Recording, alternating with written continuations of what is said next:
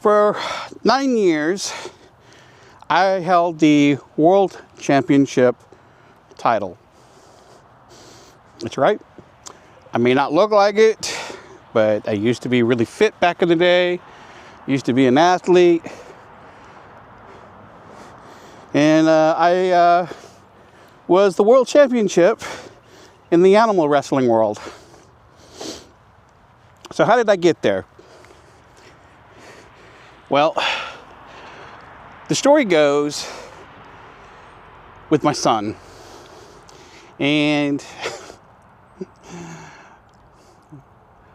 I used to have to read stories, not have to, but I used to enjoy reading stories with my child, my son. When he was in his diapers and stuff, he loved me reading the stories. But we only had so many books and things in the house. And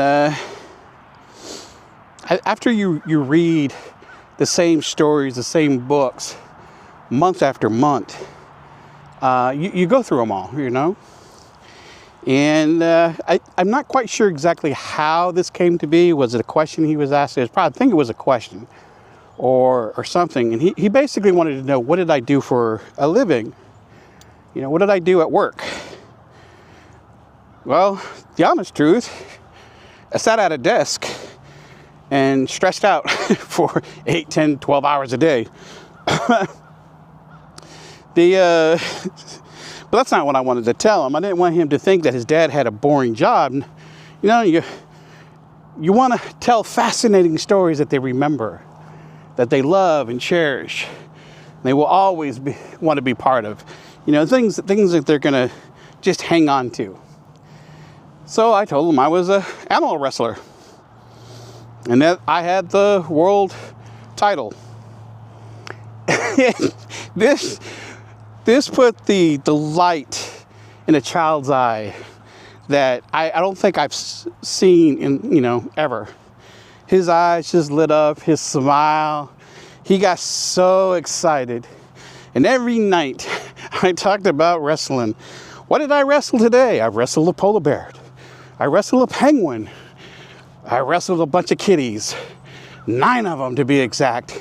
It was always something. I wrestled a crocodile. You know why he was angry? Oh, them teeth he had to brush. I would just take little bits and pieces from things. And the wrestling matches were always to the tune of Moe, Larry, and Curly. The Three Stooges. which he loved. He would just giggle. The best belly laughs that little kids have. And I did this for about 9 years straight. I told stories almost every night. He would get so excited. And then what? And then what? And then what? And he was just loved it. He loved it.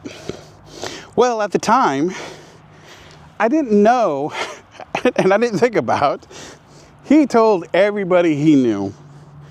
Everybody he knew. When he started going to school, he told everybody that his dad was an animal wrestler, that he had the championship wrestling animals and all this stuff. And he was so proud of his dad. It was awesome. It was awesome. No, I never gave him pictures. Never whatever. I just told him these fascinating stories to the tune of the Three Stooges.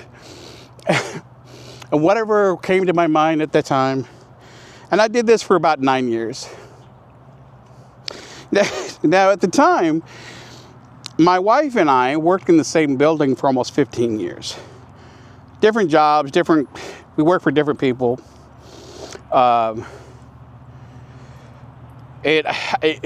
Every year they would have bring your child to work day.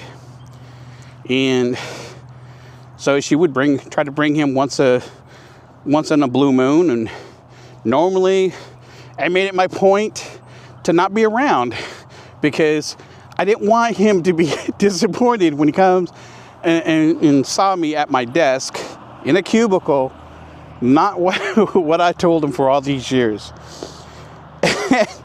I guess you could only keep up a good lie for so long. And one day My wife brought him. This is when he was in school. I think he had the day off or something. I forget. And lo and behold, my wife took him, and the disappointment in his eyes was just devastating when she's like, here he is. And I was sitting at my desk, and the total disappointment in his eyes told me everything, that his world came crashing down.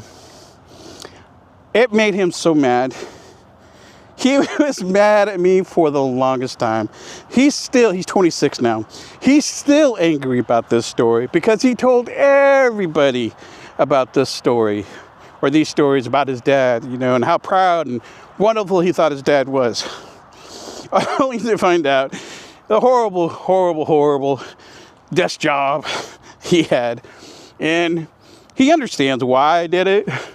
He kind of laughs about it, but it still makes him mad. Because he loved that story more than anything I've ever told him. It was his favorite story. He was so happy and so proud. And to see his eyes, I still see it every day, or anytime I think about this story. The twinkle in his eyes, his laugh, his giggles. I miss that.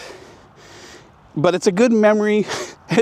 Even though it upsets him, it's a good memory for him, good memory for me.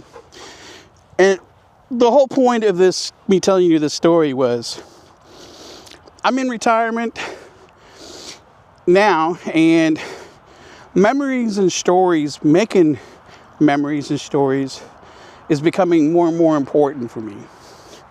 More important with my wife. And when we're working, it's easy to have some good stories early on. And as time goes, our lives get more and more busier. We rush. We do things. It just becomes routine. And it's hard to continue having good memories and making those memories when all you are is rushed day in, day out, and you only have the weekends when you're just a Uber driver for them. You're just doing chores, catching up on what you couldn't do during the week, not making memorable memories. Now that I'm in retirement, I've slowed down quite a bit, and I'm starting to cherish these memories more. I'm trying to figure out how to instill and create more memories with my kid, my wife. Part of that is starting to record some of these stories that I love and cherish, so that they have something when I'm long gone, and they can come back and look at and laugh and see what things were through the eyes of their dad or their husband. And now, I'm trying to find myself in my retirement. And the one thing that I want the most, more than anything else, we're at the dog park, by the way. And I don't know if you can see Buddy way over here somewhere, but we're the only dog and human here. But the only thing I want in life right now is to continue making new memories, exploring, spending more time with my wife, my kid, the dogs too, I guess.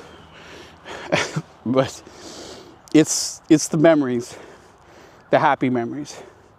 And I didn't quite understand that until after retirement, or closer to retirement.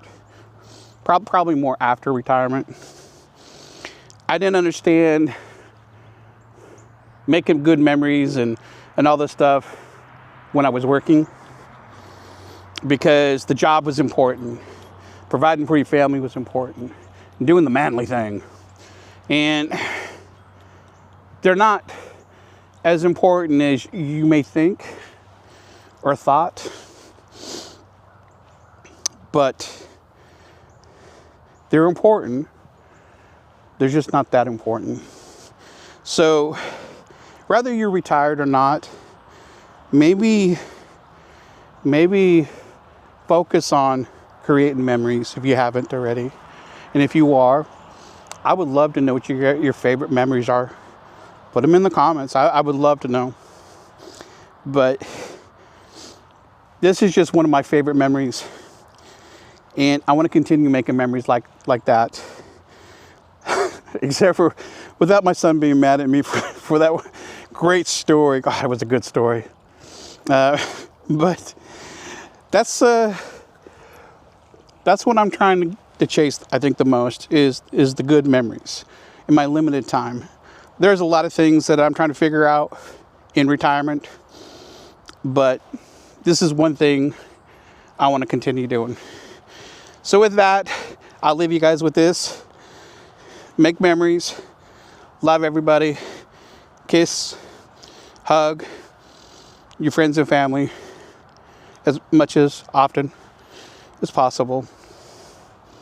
You never know when they or you will not be around. Y'all take care.